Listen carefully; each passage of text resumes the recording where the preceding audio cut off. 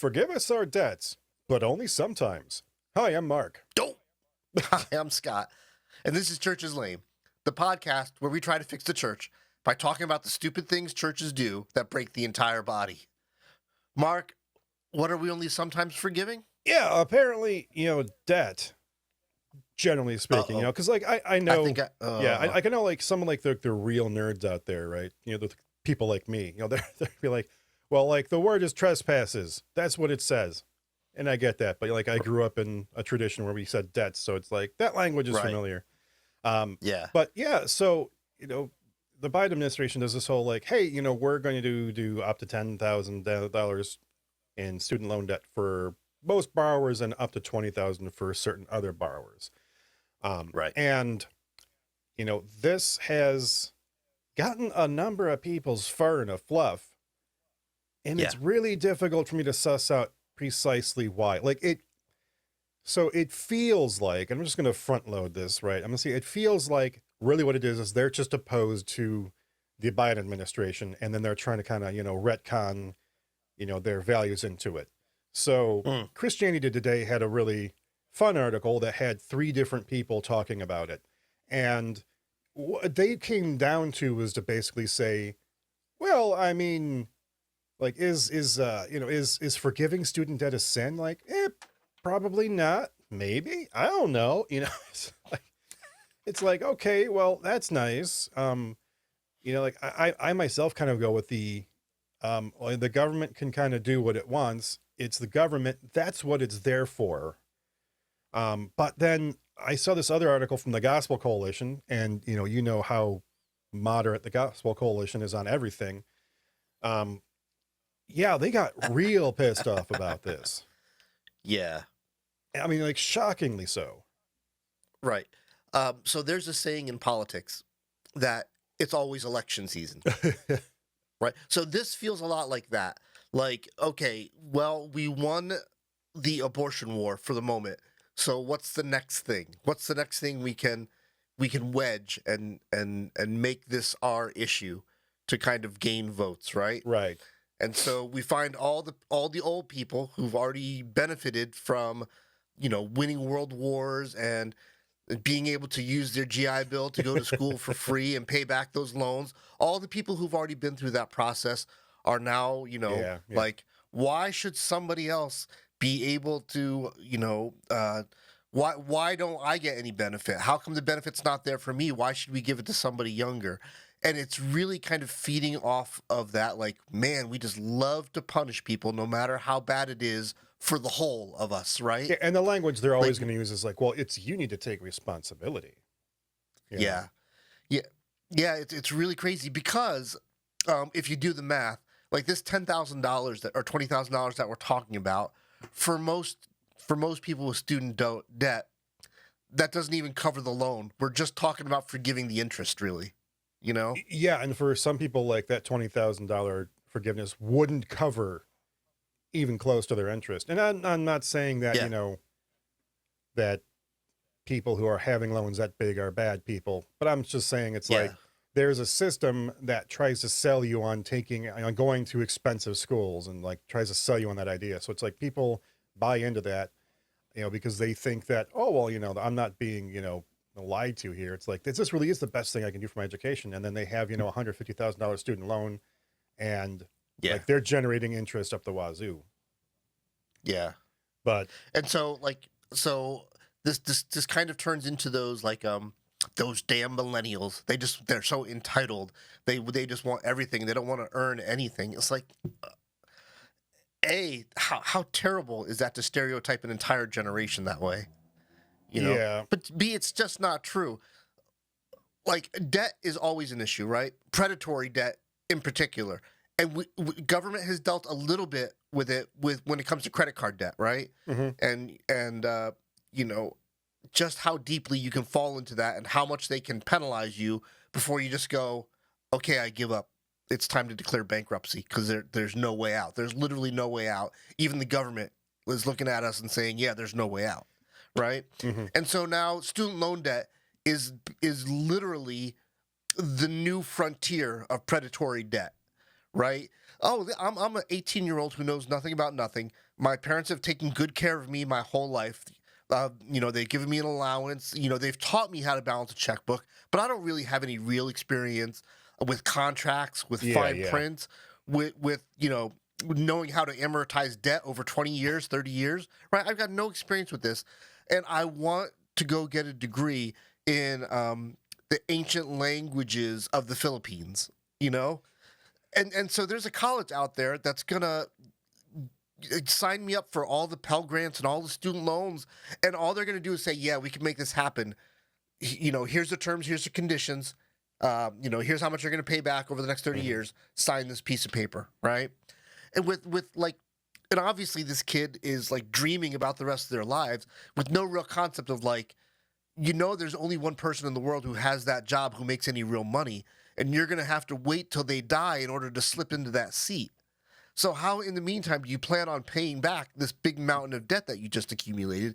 Because you can't just get a bachelor's, you're gonna have to get a PhD to fit into that one slot, you know? Yeah, it's like I was gonna like say like you're leaving out the fact of degree Yeah. inflation, which then like Yeah. you kind of tagged it at the end there. So degree inflation is this huge thing where like your bachelor's degree accounts for less than it would have 40 years ago, and so you know it's like this lack of acknowledgement that students can just graduate from school even with a sensible degree and Yeah. immediately find a job. Not to mention, the whole COVID thing where a lot of people ended up losing employment and, issues that caused. So it's like, you're not really settling up, people with debt as you are settling up them with like slavery to debt. Exactly. And Exactly. and so where this article goes like off the rails for me, right, is well, I mean, it really is like the headline, but it's like this Gospel Coalition article calls, and this is dumb, calls student loan debt forgiveness an intergenerational sin.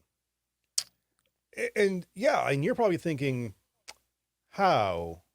And Right. and yeah, so it's like intergenerational injustice or sin or whatever they call it. So it's like, it says student loans are sourced exclusively by bonds, which if you bother looking up, you'll find out immediately that's not true. Student loans are funded through, their budget. So these are budgeted Right. funds, not bond Yeah. funds. This is the logic of this argument. So it says like bonds equals debt, but then a third party has to absorb that debt. And then this is coercion, and taxpayers are infinitely responsible for the interest payments. Like they just go on forever. Like that's the language that this article kind of phrased it in. Um, Yeah. it's just like it keeps happening beyond generations. And it's like, okay, well, first of all, you're wrong. It's a budget thing. It's not a bond thing. Secondly, bonds that are sold have to be paid back within a certain amount of time, and it's usually a fairly short amount of time. So like 10 Mm-hmm. years is like going to be most government bonds. So for something like this, it would be 10 years of that. But that's the thing, is that, the government's not paying interest to give people student loans. People are paying student interest to the government.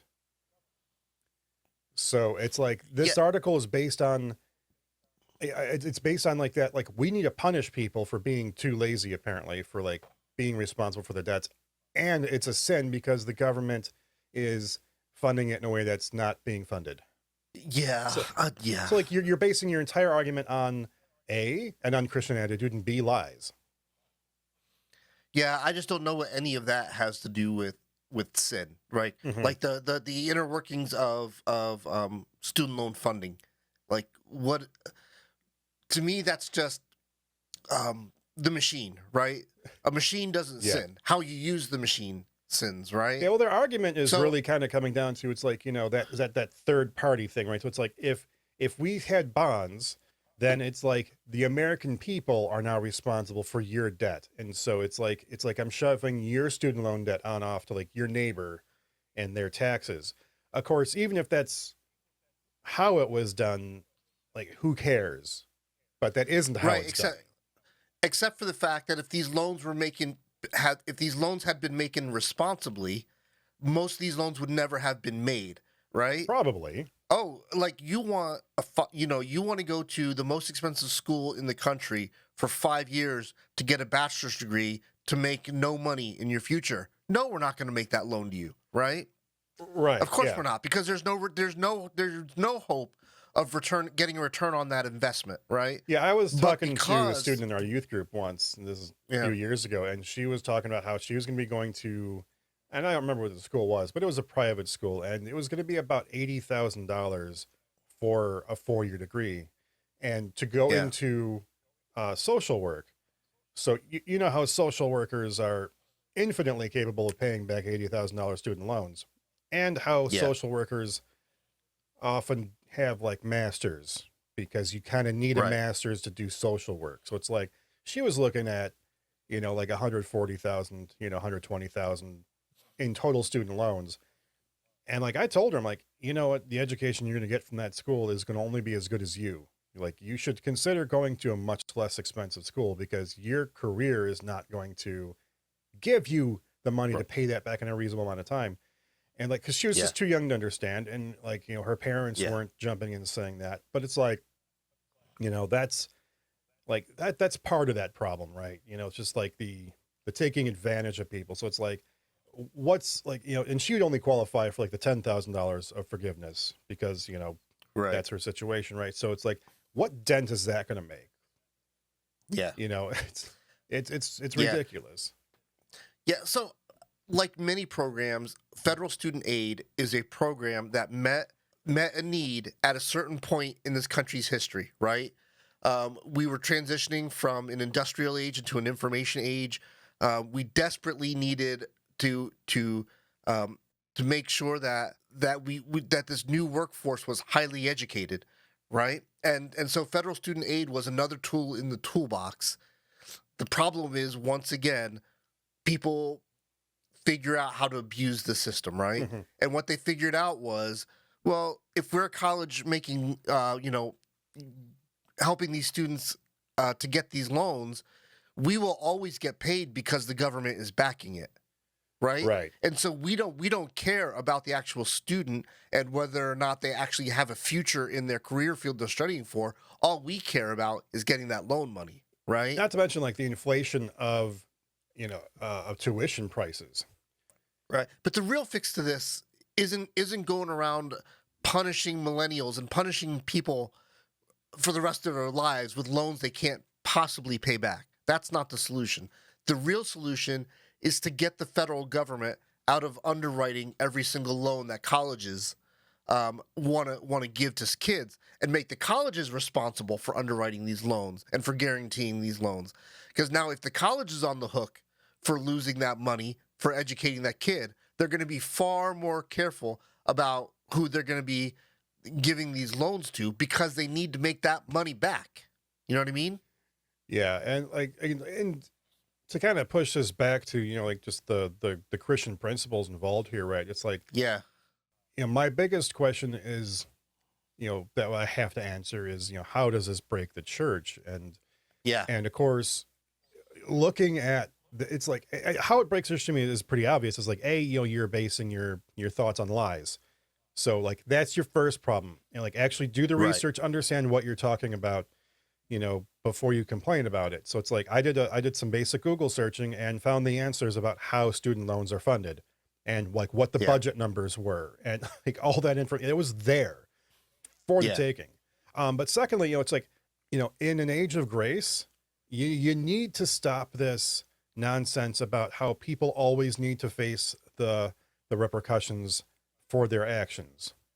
Right. If it's somebody, who steals a car, and then totals the thing, it's okay. Yeah. Like that person should probably go to jail for a bit. Um, and, hopefully be rehabilitated, but that's a whole different story. But it's another thing when it's like, if I loan you like my drill and then you just don't give it back to me, like Hmm. it isn't serving a high, God's higher purpose for me to like hold that against you that you never gave me my drill back. Like I can Mm. just at any point say, you know what, that drill is not nearly as important to me as you are. So screw the Right. drill, which that's kind of a Yeah. funny statement to make, but it's like, Right. Yeah. Yeah, There's it's there's somebody type there's somebody typing right now. Right tool for the right job. You got to use the right tool for the right job. yeah. So and it seems like the highest order sin for these kinds of people is not being responsible. Like not taking responsibility is not a sin. It's just like a bad character trait.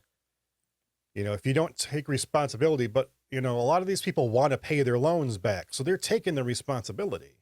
It's not about them. I have a hard time even going there. Yeah, There's a saying that youth is wasted on the young. truth. You have all this strength and you have all this enthusiasm, but what you don't have is life experience. You don't Mhm. have a lot of wisdom yet. You don't have that wisdom like you just told in your story. You don't have the wisdom to say no to that loan yet in your life. And that's what the job of adults and loan counselors are. There's a person at the university whose job it is to go, are you sure you want to do this? Like, are you sure? You Mhm. know? And then that's part of it's failing. But in terms of how it's breaking the church, I totally agree with you about that we've kind of forgotten that we are an instrument of grace, and we've really forgotten that we are an instrument of redemption, Yeah, yeah, yeah, right? So when we look at the world writ large, and we look at these specific situations like predatory lending, yeah. you know, the goal is not just how do we get our money back. The goal is how do we redeem the situation? How do we take what is broken and make it whole again, right? And so that's an interesting question in this context of what does it mean to get education right? What does it mean to move young people onto the next stage of their life so that they are wholly formed people able to be, productive members of society and all of that, right? It's an interesting question, and anytime that question breaks down into, well, let's just punish them, then we as the church have kind of lost our way because there's no redemption in just punishment after punishment. Yeah, and just like this, I don't know if I call it antagonistic viewpoint, but it's like, it's like a competition. I think there's a lot of entitlement there. Like when you said before, with like, I had to pay off my entire student loan. Why should you get this free ride? And Yes. it's like, Yeah. why should we get like why should government, who is responsible for governing society, give people student debt forgiveness? Well, maybe because that's the best way that they can govern society at that moment. Yeah. Like, I'm not saying that we need to just kowtow to whatever government does, far from it. But it is in scripture that, like, government exists there to govern, shock of Hmm. shocks, right? That's a hugely Yeah. controversial statement. And so Yeah. it's like, telling government that they don't know how to govern their own affairs, the burden of proof that you need for that's kind of high. And like these people don't have that burden. They're just complaining that somebody doesn't have to pay off a debt they took out. That like Yeah. entire systems exist to tell them that they should have taken out, that they need to take it out. Yeah. And I'm sorry, it's like if anybody's being coerced here, it's people that are graduating high school that can't, get a job just off the yeah, just on the street, right? They can't just wander around and be like, I'm gonna work Yeah. for a few years and then figure out what I want to do and then go to college. Like, no. It's like you're told, like, if you want to make any money, you have to go to college right now. You know. Exactly. Right. Which is sometimes true, right? If you want to be a lawyer, there's very few places you can go which are better than Harvard Law, right? So if you make it into Harvard Law, it's worth the money to go, right? Mhm. If you want to be an engineer, there's no place better to go than MIT, right? So if you get accepted to MIT, it's worth the money to go. And so there are clearly examples of that, but there are not nearly as many examples as you think there are. There, maybe 10%, 5 or 10% Mhm. of the schools out there are worth the money they charge. Right. Yeah. It's like a lot of, I mean, like a lot of these people might just be kids that, they went to get their agricultural degree so they can, Yeah, run the family farm. right. But There's a lot of that kind of thing. So it's like, it could just be somebody who like went to school to get an engineering degree, but then realizes like they don't have the money to move out of the area that they live, you right. know? I was just talking to somebody who owns a machine shop, Mhm. and they were like, yeah, if I could just find some young people just to, get some experience welding, I can have them making $45,000-$50,000 in their first year. You Yeah. know, so like there are alternatives to college that will get young people to where they want to go, that do not punish them for the next 30 years of their life. Right. Yeah. And I think it's worth making the explicit statement here, right? That, that there's this tendency to lionize, academic degrees or, highly educated professions. Yeah. People that had to go through, at the academy to get where they are, is bad because, Yeah. we still need people collecting our garbage. We need people growing our food. We need people, welding our cars back together after we crash them because, Yep. we're bad drivers. Yep. Like trades and, even like unskilled, work is vital to our system of living working. Yeah. So we need to stop, Yep. looking at saying like, well, this person has their doctorate in philosophy. It's like, yeah, well, that's the most useless degree ever. Right. My neighbor, who mows lawns is doing more productive work in the world than you ever will. And they're getting paid a fraction of it. It's like, so Yeah. it's just to say that, like the whole world we live in is janky and broken, and we need to be part of that solution. And we need Right. not to like complain about a broken world for being what it is. Our Right. podcast is to complain about Christians not being the Christians they're supposed to be, not, Right. non-Christians or, just life in general, not being what we want it to be. I mean, and I think that's an important distinction. Yep. I hear you. All right, let's move on. All right, moving on. Okay. So this one might be a little bit near and dear to your heart. So Relevant Magazine. It's like, what Christians get wrong about Yes. judgment. Yes. Preach. Oh yeah. Let's do it. Good stuff. Let's get it on. Oh my. And because we've had some run-ins with comments and people like, who are you to judge? And I don't know why I had to do it in that like kind of cartoon idiot voice. Yeah. I mean, Because that's what they sound like in my mind. yeah, because Yeah. we're bad people at the end of the day. But Yep. yeah, and I get it where you're coming from. You're like, what's like, so, in what Matthew 7:1-6 and Luke 6:37-42. We have, and this list of verses, anything I cite here, will end up somewhere where you can read it. So, don't worry if I'm saying it too fast. But like, those are parallel verses in Matthew and Luke. And then Jesus is saying like, don't judge for you will be judged. And, people like sit there and they kind of get on top of that and they sit there and they never move off of it to realize what they're sitting on. Right. Yep. And it's like, we have numerous verses. I mean, Paul talks in Romans and 1 Corinthians and James talks about it. We have a responsibility as Christians to judge within the church. In fact, one of Paul's biggest complaints is, who am I to, like, what have I to do with judging those outside the church? Right. Like he's offended that the Corinthians would have insinuated that he would be going around judging non-Christians. Right. So like the other side of that statement is that, well, then he should be judging Christians. And, it's like, there's a statement like, do you not know that you will judge angels?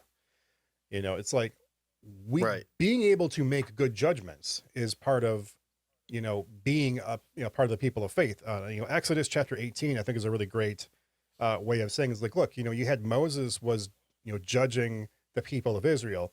And part of that means like ruling over, or governing, but like he was actually judging, moral cases and legal cases.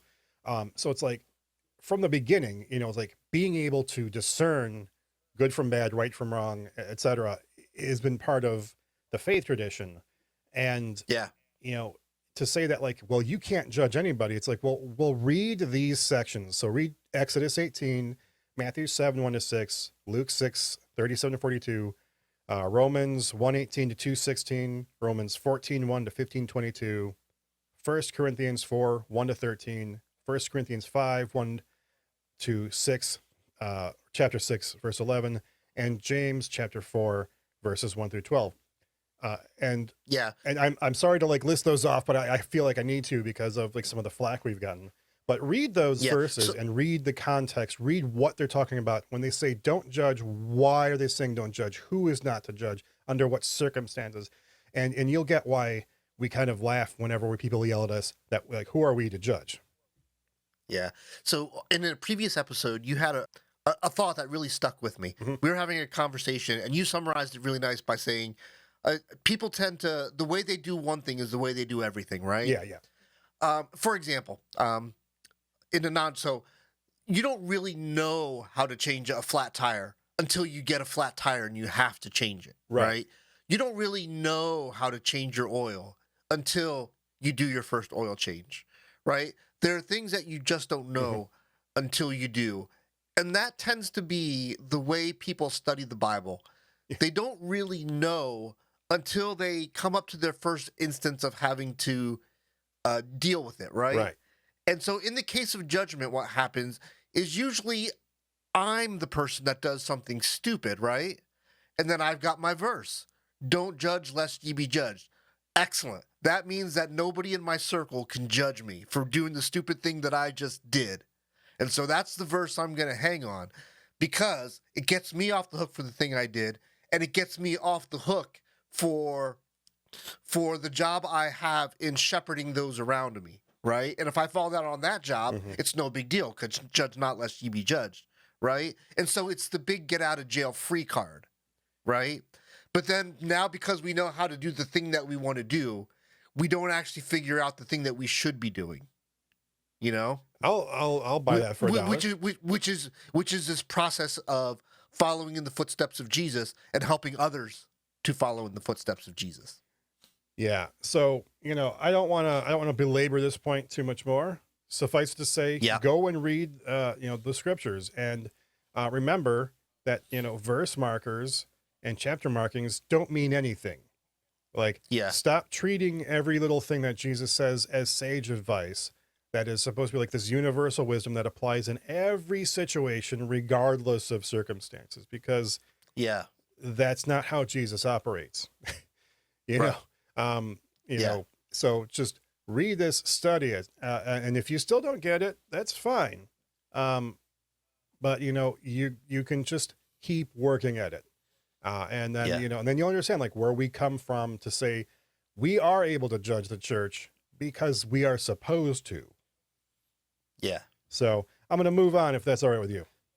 That's okay. Look, can I just say one last little thing? Yes. And then just remember your Old Testament. In the beginning, we were not supposed to partake from the fruit of the knowledge of good and evil. Yep. But guess what? We did. Like that line was crossed a long, long time ago. We have this knowledge. So the question isn't whether or not we know what good and bad are. The question is, what do we do with that knowledge? Exactly. That'll preach. Yeah, I think so. But yeah, moving on. All right. So moving on, maybe I can't really call this a little bit lighthearted, but I mean, well, what the heck, man? So basically, Christianity Today had this article, and it is more or less, with like the National Association of Evangelicals kind of coming out and saying like, hey, so we should take care of the environment, yo. Hey, how about that? Yeah, right.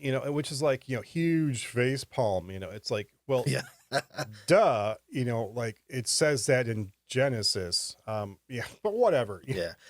Hey, we won't be mad that you're late to the party. We're just glad that you came at all. Yeah.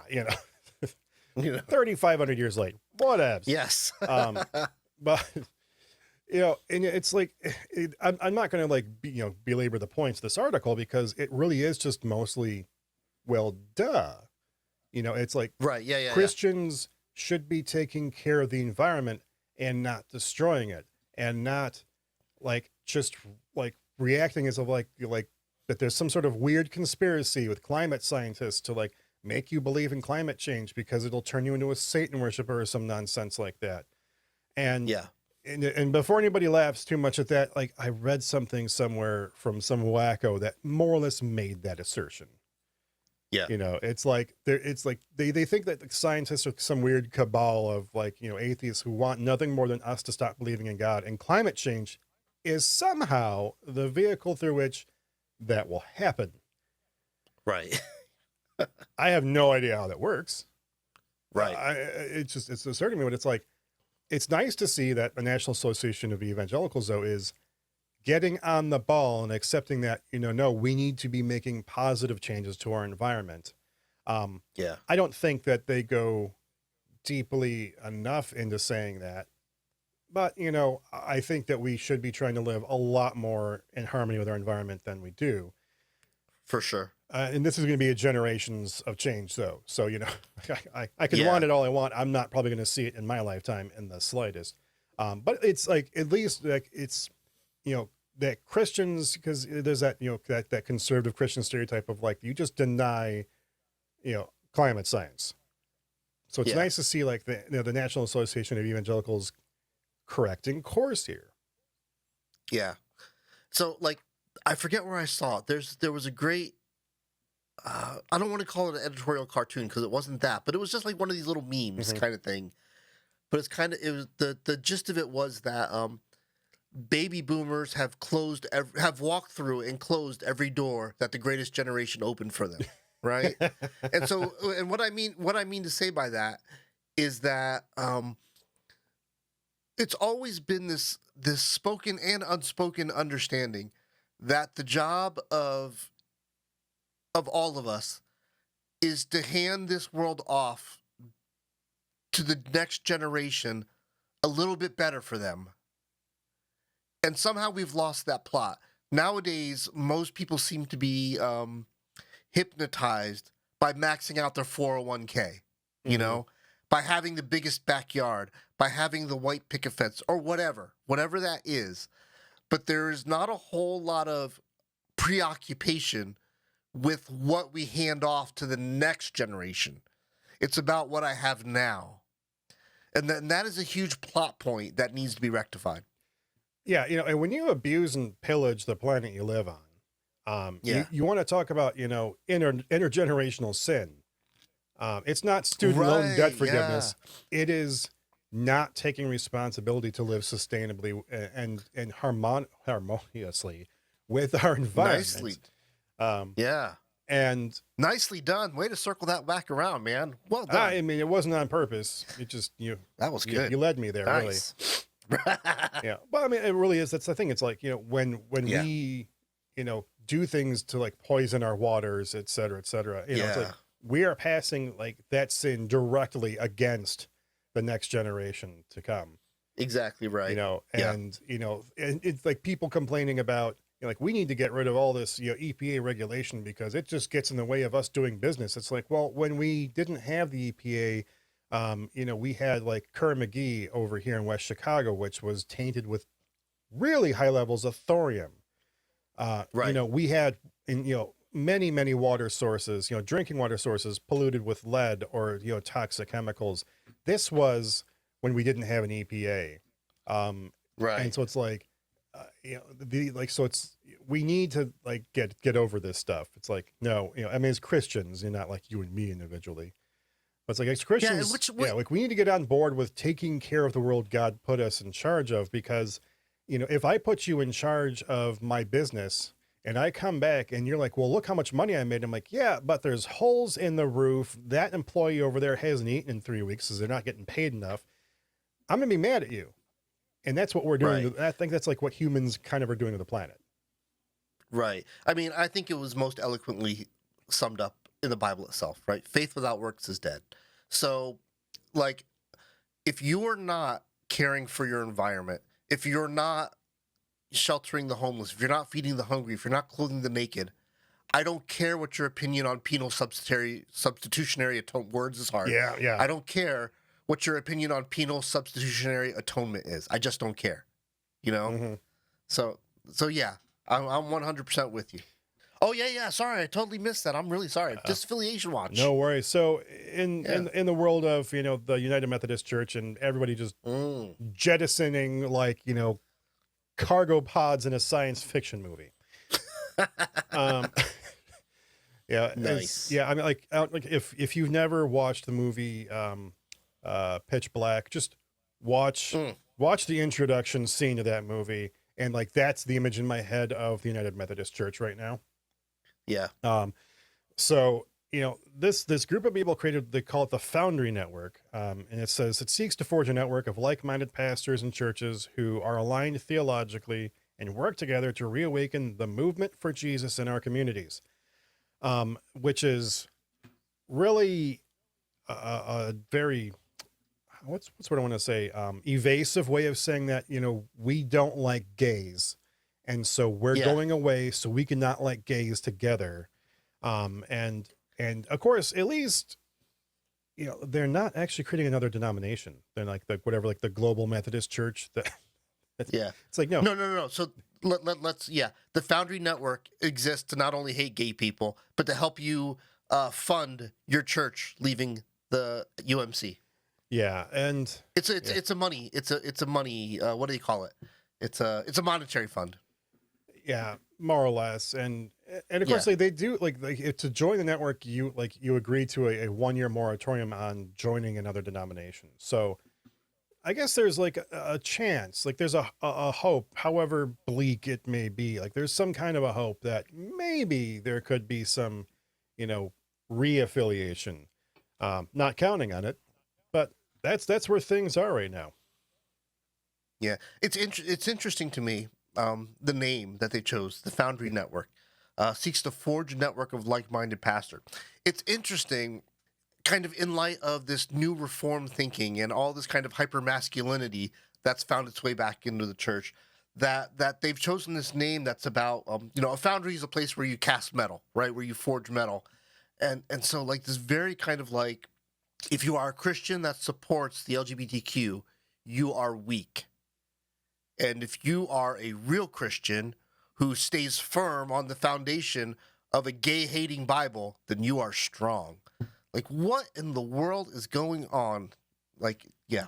Yeah, well, like the Foundry, like that word, like hails back to something John Wesley did back in the early days. And I'm trying to pull it up, but, it's not happening here, which is... I wonder what's behind the 1-year moratorium thing. I wonder, like, is that just so that, like, oh, you can't leave the UMC and then make it so obvious that it's an anti-gay thing by joining up with this new global? I think what the point is just so like churches don't like hop in and out, and like you try to make a more measured decision about what you're doing next, because I think it's worth just not jumping to rash decisions, like leaving your denomination or anything. Interesting. Yeah, because like in my brain, I have a hard time imagining a church that can actually leave the UMC unless they're in a financially not even just financially stable, but let's call them financially profitable, right? Bringing in way more money than they need for their operating costs, right? So I understand that these churches that are split up from the UMC probably want to affiliate so they can do things like get better market rates for insurance and benefits and things like that. But yeah, so the 1-year moratorium it doesn't seem to make a ton of sense to me, because you cut off these churches then who are going to split anyway. Yeah. From being able to steward their money to the maximum value. Yeah, because they can't just leave the Methodist Church because of how the Methodist Church is set up.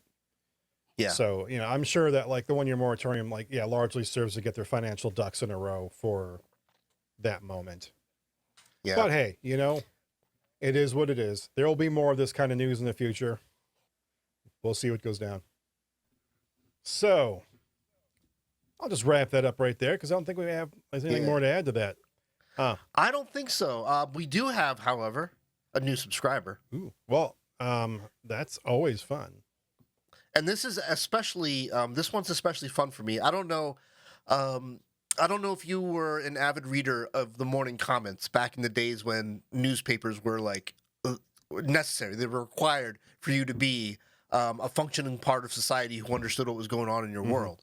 But in the newspaper was always the comic sections, and there was a comic called BC. Oh, that was one of my favorites. So such great and witty writing and creativity. One of my favorites of all time. And so yeah, we have a new subscriber who's labeled themselves BC. So I'm super excited to have you on board. Thanks for subscribing. Yeah, and of course, if your name is a reference to British Columbia, then oops. Oops. Yeah. No, totally. All right, comments. All right, what do we got? Chris McLean, he wrote a book. He takes exception to us reinterpreting the Bible. And so I just took a snippet out of a very long book of a comment that he wrote. And Chris says, I'm sorry, but when did the Bible change? I didn't realize the Bible adapted to us and not we adapt to the Bible. Newsbreaker, there's no such thing as modern Christianity. And he forgot to put the word only. There's only Christianity. Right? Yeah. Well, Chris, I have a very specific set of answers for you. And I'll kind of work backwards. Like, first of all, calling something modern, it's just a descriptor. It's just an adjective. It doesn't really matter.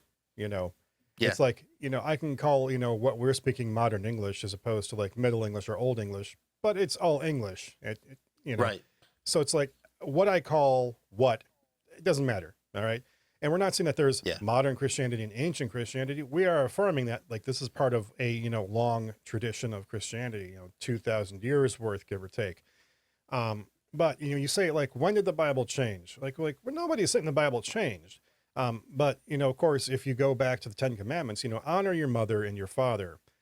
What that looked like in the 10th century BCE is a lot different than what it looks like in the 21st century CE. All right.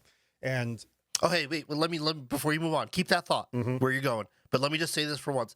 Even by the time we get to the 10 Commandments, we've already changed our theology, because before that, there was only one rule. Don't eat from the tree of the knowledge of good and evil.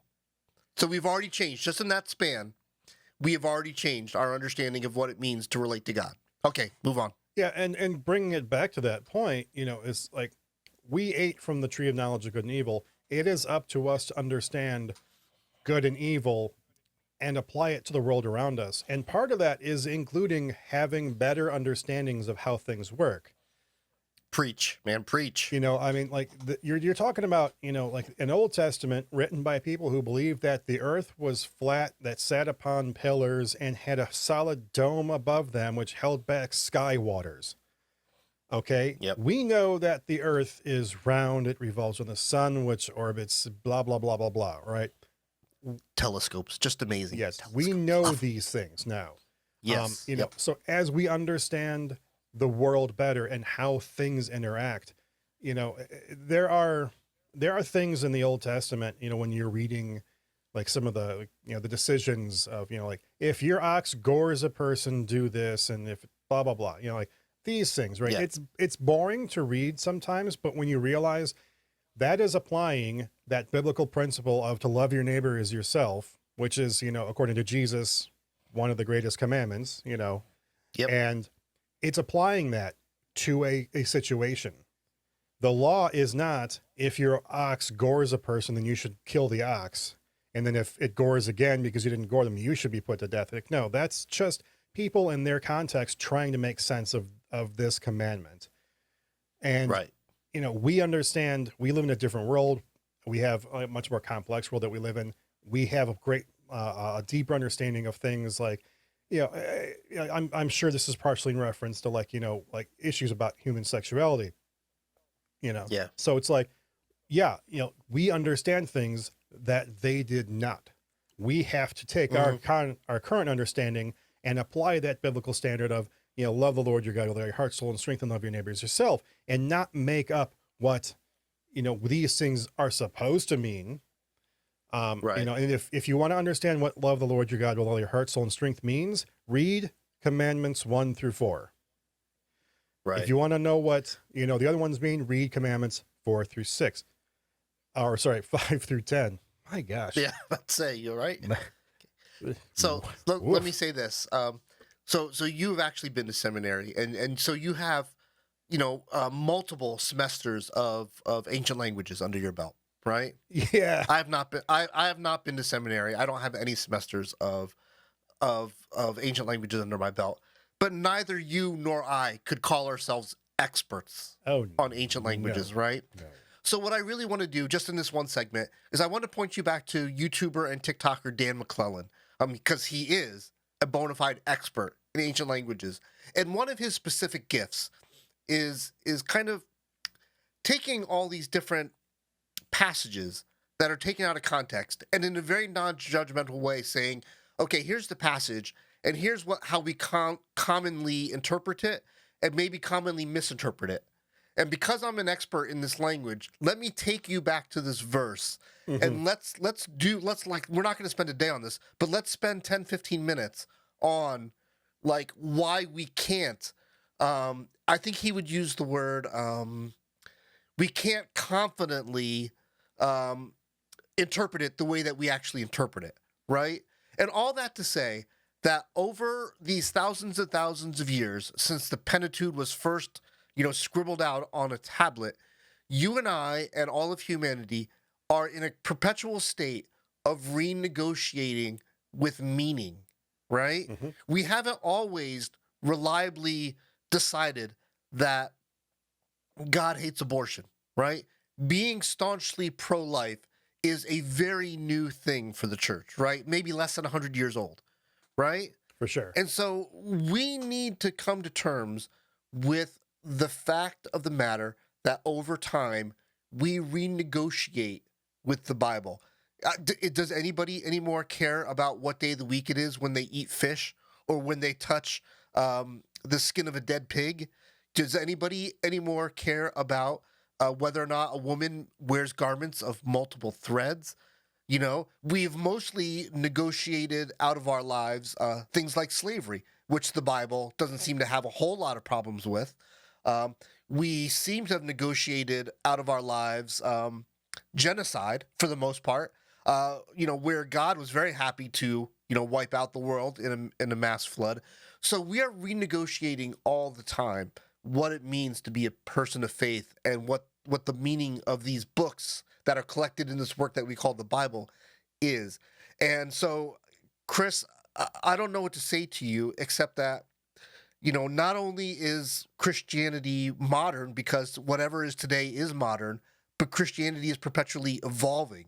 So stick that in your pipe and smoke it, Yeah, and smoke it around your many wives wearing your clothing that's only made of one material and with this like the hair at the sides of your head only being long and like whatever else I can quote, like things that were actually happening in the days of Jesus, okay? That the Bible never calls us sin. Like do all those things and then you can come back to us and say, when did the Bible change? It didn't. Or don't. It'd be fine if you don't come back to us too. That would be perfectly fine. Well, that's too snarky for me. All right. Come back. All right. Speaking of snarky, you know who's pretty snarky? Not Rob Bell. Not Rob Bell. No, actually, he does have his snarky moments. Well, and so. Not as bad as us. No, probably not. Well, then again, he's got like a media empire to protect, so he's probably smoothed off the worst of his rough edges over time, which we have yet to learn to do that. Yeah, I'm sure get like a few rum and cokes in him, and he'll snark right up. Absolutely. So Rob Bell, we're waiting. We are waiting. Nice. So we love the fact that you're here. We love the new subscribers. We love the comments. We love the feedback. If you're catching us on YouTube, hit the subscribe button and the thumbs up and the notification bell and all those things that you can click and leave us a comment. Let us know what you think of how we're doing in this particular episode. Leave us a comment about what you think about like the evolution of biblical understanding. We'd love to hear your thoughts on that. And so click on all those things. And anywhere you can put Church's Name in a web browser, you will find us somewhere. And if you want to get a hold of us and get your idea in front of our eyes right away, feel free to email us at churchesnamepodcast@gmail.com. Yes, definitely. We love having you here. Thank you for spending time with us. And just because Scott said all that's about ancient languages, Yivarechecha Adonai v'yishmerecha, Ya'er Adonai panav elecha v'yunecha, Yisa Adonai panav elecha, v'yasem lacha shalom.